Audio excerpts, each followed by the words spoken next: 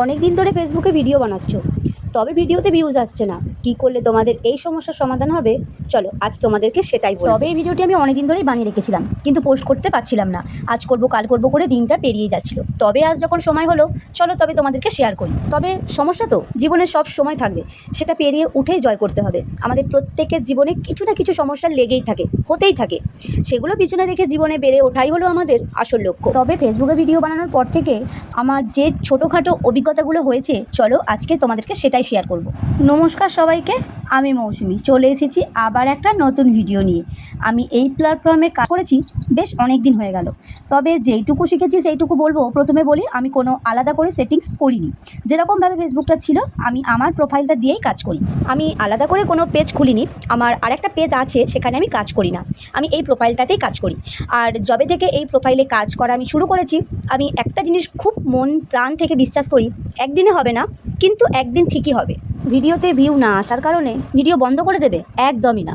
মন প্রাণ দিয়ে বিশ্বাস করো আর ভিডিও করে যাও। আজ ভিউ আসেনি, কাল হয়তো চলে আসবে। এটা নিয়ে কোনো মাথা খারাপ বা চিন্তা কোনোটাই না করাই বেটার মনে হয়। তবে হ্যাঁ, কিছু কিছু জিনিস তোমাদেরকে কিন্তু মাথায় ঢুকিয়ে রাখতে হবে। প্রথম হচ্ছে ভিডিওর কোয়ালিটি ভালো রাখতে হবে। সেকেন্ড হচ্ছে তার সাথে সাউন্ড কোয়ালিটিও। তৃতীয় হচ্ছে তার সাথে ভিডিও পোস্ট করার সময় 12টি ক্রাইটেরিয়া থাকে, সেটাকে কিন্তু মিট করতে হবে। অবশ্যই এগুলোকে পোস্ট করার আগে তোমরা ভালোভাবে চেক করে নিয়ে ভালোভাবে সব কিছু ফর্মটাকে সংশোধন করে তারপর পোস্ট করবে। তারপরেও যদি না আসে, একটু চেঞ্জ করে দেখবে। যদি তোমরা ভয়েস ওভার দাও, মিউজিক দিয়ে দেখবে। আর যারা শুদ্ধ মিউজিক দাও, তারা একটু ভয়েস ওভার দেবে।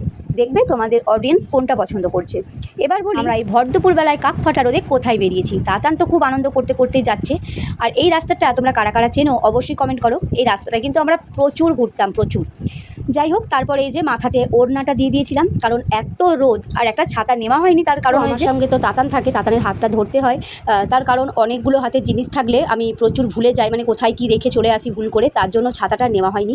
তো তারপরে এই যে অনেকটা হাঁটার পর আমরা যে কলোনির ভিতর দিয়ে রাস্তাটা আছে, ওখান থেকে ফাইনালি একটা টোটো ধরে নিয়েছিলাম। আমরা কিন্তু মোট ওখানে গিয়েছিলাম 6 জন মিলে। আমাদের কিন্তু যেতে প্রায় 1 ঘন্টার মতন সময় লেগেছিল আমাদের বাড়ি থেকে।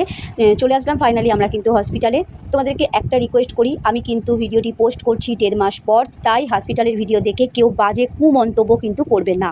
আমি গিয়েছিলাম আমাদের বাড়ির নিউ মেম্বারকে দেখতে। আবার ওখানে গিয়ে কিন্তু তাতান ভীষণ খুশি হয়েছে। তাতানের ভাই কিন্তু ওখানে দুজনে মিলে কথোপকথন চলছে। তাতান ভাবছে আমি এত ছোট, আবার আমার থেকেও এই ভাইটা ছোট। তো এই ছোটোবেলার জিনিসগুলো আমরাও ভাবতাম। তো যাই হোক, এখানে দেখো ওনার পিসিমণি ওনাকে কিন্তু কোলে নিয়ে আছে। আর আমি একটা স্মাইল দিয়ে মুখটা ঢেকে রেখেছিলাম। তার কারণ হচ্ছে আমাদের যেহেতু একটা নিয়ম আছে 7 দিনে, সেটার আগে কিন্তু মুখ দেখানো যায় না। তারপর তোমাদেরকে বলি, তোমরা আমার কে কোথা থেকে ভিডিও দেখছো অবশ্যই কমেন্ট করো।